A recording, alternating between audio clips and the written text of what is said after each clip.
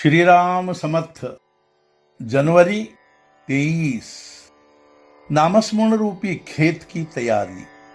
नामस्मरण रूपी खेत में अच्छी फसल आने के लिए पहले सदाचरण की आवश्यकता है। नाम रूपी खेत की रक्षा के लिए सदाचरण बाढ़ जैसा काम करता है, इसलिए उसका महत्व बहुत है। दूसरी आवश्यक बात है शुद्ध अंतःकरण की। यह काली उपजाऊ भुरभुरी जमीन है। नाम रूपी जमीन के पत्थर, कंकर, घास आदि निकाल देने चाहिए, अर्थात किसी के बारे में द्वेष, मत्सर आदि भाव मन में नहीं होने चाहिए। शुद्ध अंतःकरण के बाद नामस्मरण का महत्व है। नामस्मरण ही इस भूमि में बोया जाने वाला बीज है। जैसे बीज घुना या सड़ा गला नहीं चाहिए, वैसे नामस्मरण भी घुना या सड़ा गला यानी सकाम न हो। उत्तम बीज का मतलब है नाम के लिए नाम लेना। इसके पश्चात तीर्थ यात्रा, संतों के आशीर्वाद, उनकी कृपा दृष्टि की आवश्यकता है। ये सब नहर की पानी के समान हैं। इनसे फसल अच्छी आने में सहायता होती है। भगवत कृपा यह सबसे श्रेष्ठ और महत्व की बात है। भगवत कृपा तो वर्षा के पानी के समान है।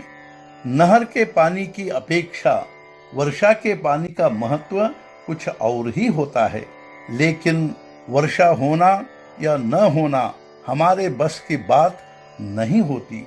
खेत की सिंचाई के लिए पानी किसी नहर, कुएं, तालाब या नदी से लिया जा सकता है, लेकिन वर्षा के पानी के लिए कोई कुछ भी नहीं कर सकता।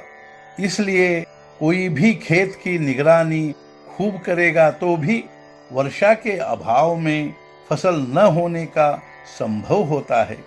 किंतु यहाँ यह याद रखना चाहिए कि नामस्मरण रूपी खेत की एक विशेषता होती है। वह यह कि इसमें चुंबक की तरह अपनी ओर आकर्षित करने की शक्ति होती है। इसके कारण यह खेत भगवत कृपा की वर्षा खींच लेता है। इसलिए वर्षा के अभाव में खेत में फसल न होने का भय कभी होता ही नहीं। मान लो कि दो किसान हैं। एक ठीक समय पर कर्तव्य के कारण खेत की तैयारी करने वाला है और दूसरा आलसी है, अर्थात बीज बोने के लिए खेत तैयार न करने वाला है। अतः जब वर्षा होगी तब जिसने खेत फसल के लिए तैयार रखा है उसकी फसल अच्छी होगी और दूसरे को उसका लाभ नहीं होगा। ठीक उसी तरह भगवत कृपा रूपी वर्षा होगी तो उसे उसका लाभ होगा, दूसरे को नहीं। अर्थात जो नियम गृहस्थी में काम आता है वही परमार्थ में चरितार्थ होता है। भगवत कृपा सब पर समान वर्षा करती है। जिसने जितनी चित्त शुद्धि की होगी उतनी मात्रा में उसे लाभ होगा, दूसरे को नहीं होगा। भगवान या संत इस प्रकार समदृष्टि रखते हैं। भगवान निष्पक्ष हैं, उसके पास कोई भेदभाव नहीं है। हम में पवित्रता, शुद्धता आते ही उसकी कृपा अपने आप होती है। हमारा काम है कि हम उसकी कृपा के योग्य बने। संतों के केवल कहने से काम नहीं बनता, हमें काम करना चाहिए। यह समझकर हमें प्रत्यक्ष काम स्वयं करना चाहिए। यदि उनमें कोई विषमता दिखाई देती है तो इससे यह स्पष्ट होगा कि उसका उद्गम हम ही में है या उसका कारण हम ही है।